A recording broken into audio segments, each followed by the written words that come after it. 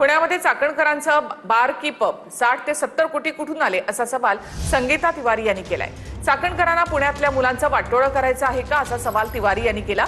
कल्याणी नगरमध्ये चाकणकरांचं द नाईन्स नावाचं अलिशान हॉटेल आहे।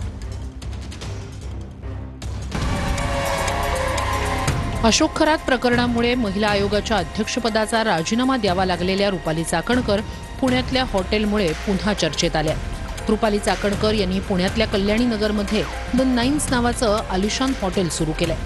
पण यावरून सामाजिक कार्यकर्त्या संगीता तिवारी यांनी चाकणकरांवर निशाणा साधलाय।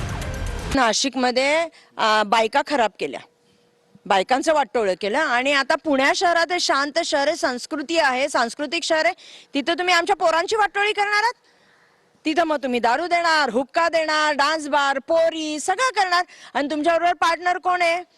ज्याला देवाभाऊनी मुंबईतनं हकललं असा माणूस तुमच्याबरोबर महेश शेट्टीला तुम्ही पुण्यात एंट्री देताय बार चालू करायला। 60-70 कोटी आला कुठनं? त्या उद्घाटनासाठी माननीय जयंतराव पाटील येतात।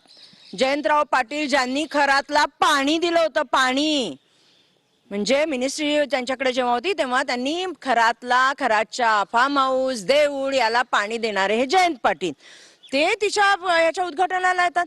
आणखीन बरेच जण आहेत। मग ह्या नेत्यांच्या बायकांना कळत नाही का की ही बाई असे तुम्ही का गेलात तिथे उद्घाटनाला?